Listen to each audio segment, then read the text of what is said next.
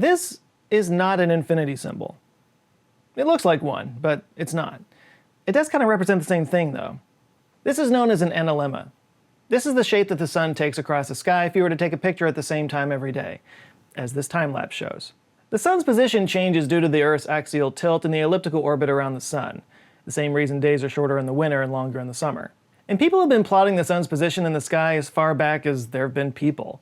It determined the times for planting and harvesting crops, hunting seasons, migration patterns, and a myriad of other important cultural purposes. And this is especially true if the culture in question worships the sun like a god, of which there were many all around the world, like the ancient Egyptians, the Nabateans, the Shintos of Japan, and the Incas in Peru. But before the Incas, there was another culture. One completely lost to time, who built a solar observatory that predates the Incas by 1,000 years. This is the story of Chankillo, and the mystery of who built it. The idea that an ancient culture believed that the sun was a god is simultaneously weird and obvious. Now, for the most part, when we think about people looking up to the sky for omens and mythology, we think of the night sky. Like, we have a litany of constellations representing various mythological characters and creatures going all the way back to ancient times. The Greeks thought the Milky Way was actually the milk of Hera, and their constellations, which they called asterisms, helped them to do everything from keep time, to planting and harvesting, to when to sacrifice humans, like you do. Of course, the constellations meant different things to different cultures. To the Greeks, Scorpio looked like a scorpion, hence the name Scorpio. But to the Maori in New Zealand, that same set of stars looked like Maui's fishhook, which he used to lift the northern island of New Zealand out of the ocean. The Pleiades were known to many different cultures because it was a bright, distinct cluster of stars.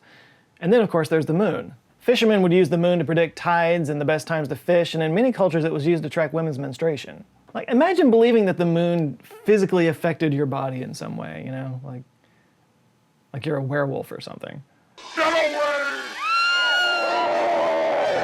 The stars gave the Polynesian culture the ability to navigate long distances across the ocean. They helped slaves in the US escape north by following the North Star. And Mayan kings synchronized their ascension rituals to the position of the stars and planetary alignments in order to secure their divinity. So yeah, the night sky had its devotees. But the sun had its own following, and I mean, obviously it did. It's what takes away all those important stars every day. And one of the cultures that seemed to be very involved with the sun and the sky was the Incan Empire. It played a huge role in their selection of leaders and the royal family, and they constructed their temples and cities to take advantage of this. For example, when the sun lines up with your palace, it can give the ruler the illusion of control of the heavens, you know, making them gods on earth. By the way, Inca wasn't their real name. They actually called themselves a Tawantinsuyu, which meant realm of the four parts.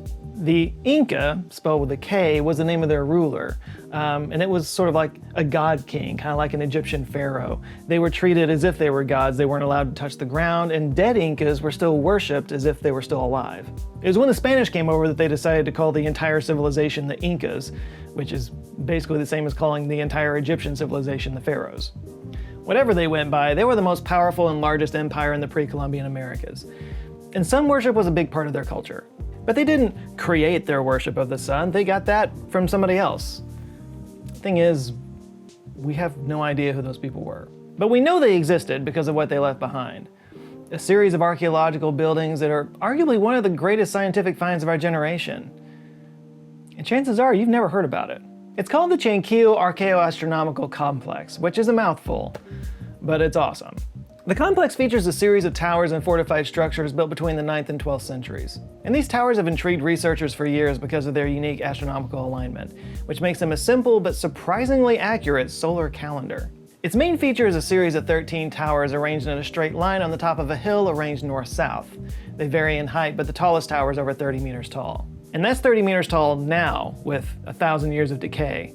They may have been taller back then. But here's the really cool part. On both the west and east sides of the hill are observation points where you can observe the sun rising and falling over the towers. Sunrise from the west observation point, sunset from the east. And depending on where the sun falls amongst those towers, you can gauge the day of the year with the accuracy down to 2 or 3 days. It works like this. It starts with the winter solstice, which is June 21st in the southern hemisphere. This aligns with the left side of the first tower and the far left side of the hill. As the sun moves through the notches and ridges throughout the year, it corresponds to various dates, ending on the opposite side of the last tower on December 21st, their summer solstice. And then those same 13 ridges now work in reverse, moving through January and March, reaching the fall equinox about halfway and ending back where it started on June 21st, the winter solstice. Through this system, the people who built Chankillo were able to track the solstices and then use this information to mark the changing of the seasons. In addition to the towers, the site also contains several other structures, including a walled courtyard, small buildings, and tombs. These structures suggest that Chankillo was not just an astronomical complex or a giant calendar, it also served as a religious and political center. Archaeologists believe Chankillo was used for a variety of purposes, like for agriculture, allowing them to know when to plant and harvest their crops. Another theory is that it was used for religious and spiritual purposes, that the alignment of the towers of the sun would have given them, like a sacred connection to the forces of nature, spawning various religious ceremonies and rituals. And finally, some people believe that it was used as a political and military center. This is based on the fact that some of the buildings were heavily fortified, including one structure that's become known as the Fortified Towers. The Fortified Towers were clearly a defensive structure, banded with many layered walls with false entrances, all at the top of a hill, and it's possible that important people, rituals, or information were kept there. Inside the fortification are two circular north and south towers that are identical from what we can tell. And near the towers is another lower structure with a long hallway that would take the ancient scientists and ritual people to the observation area on the west side of the solar calendar.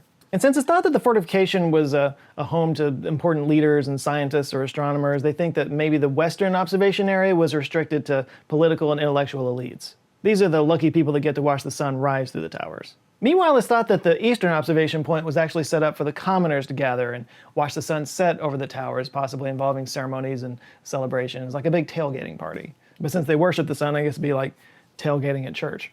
But in all seriousness, this was their way of communing with their god, so probably a big deal. I'm just assuming that, of course, but what do we actually know about the people who built Chankillo? Unfortunately, not much. But it's thought that they had a highly organized and complex social structure based off of the buildings that they built. Like, for example, the towers were made out of adobe, which is a type of clay-based building material, and it would have required a significant amount of labor and resources to construct. They've been named the Sacheen culture, or the Casma Sacheen culture, because they lived in the Casma Valley of Peru. And Chankillo isn't the only thing they built. In fact, they built a lot of architectural complexes. Like the Sacheen Alto complex, which contained one of the largest plazas in South America at the time. The site, as we know it anyway, was abandoned long before the arrival of the Spanish conquistadors. Even the Incas claim to not know who built it. But even older is Sacheen Bajo, which is considered the oldest monumental architecture in all of the Americas. Also sites like Cerro Sacheen, Mojique, and Tocachi-Cancan, as well as many other smaller sites. And many of these places are considered to be on the same level of sophistication as Egyptian architecture. In fact, some early archaeologists speculated that maybe they were actually built by the Egyptians, that they traveled to South America somehow.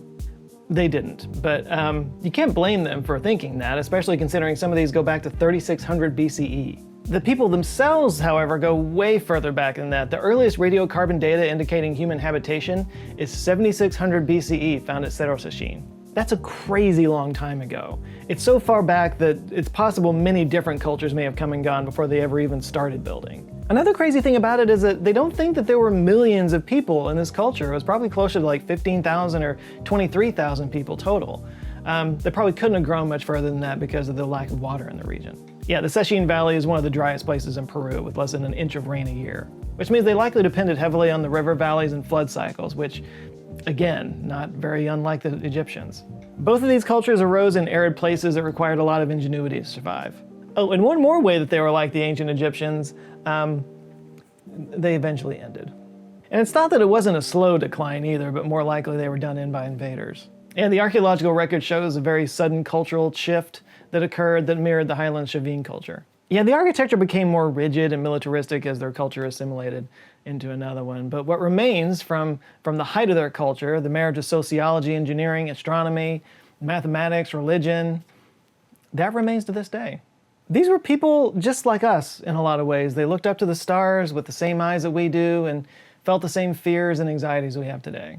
Well, maybe not exactly the same. They didn't have social media. To them, Chankillo was a connection to the infinite, the endless celestial cycle going back to the beginning of time, carrying with it wisdom that they could hardly even imagine.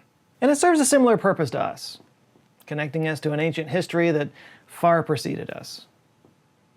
And it can't help but make you think about, what we'll leave behind and how we'll be remembered.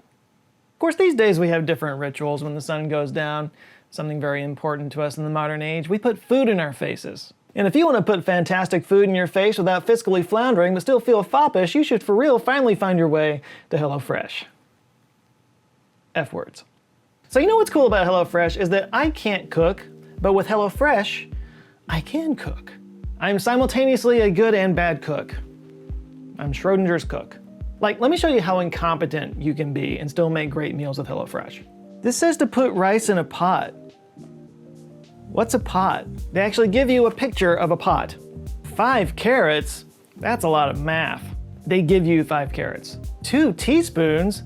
I don't have any spoons shaped like a T. They give you the exact amount you need. You don't have to measure anything. It's as idiot-proof as possible, and the meals are designed by professional chefs, so you always get something delicious, sometimes featuring flavors you've never even had before. It's literally restaurant-quality food in your home. Like today's offering is meatballs with bulgogi sauce, ginger rice, and sriracha crema.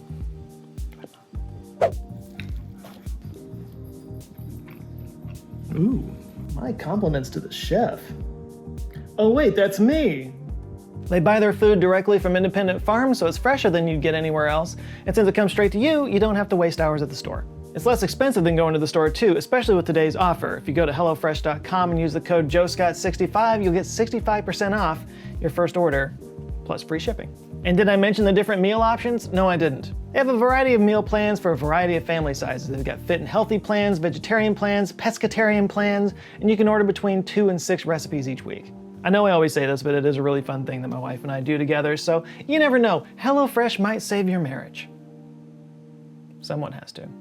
So one more time, go to HelloFresh.com and enter code JoeScott65 and get 65% off your first order, plus free shipping. Linky-poo in the doobly-doo. And thanks to HelloFresh for supporting this video.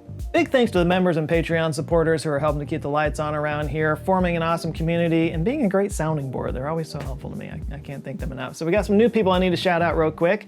We got Gustav Camp, Millennial Glacier, Dan Reddy, Rory Porter, Lisa Brooks, Landon Moses, Dan Walker, Laws and Tony Parker, Carly Beverlin, W&B Harsh, Aaron Hughes, and Tuga.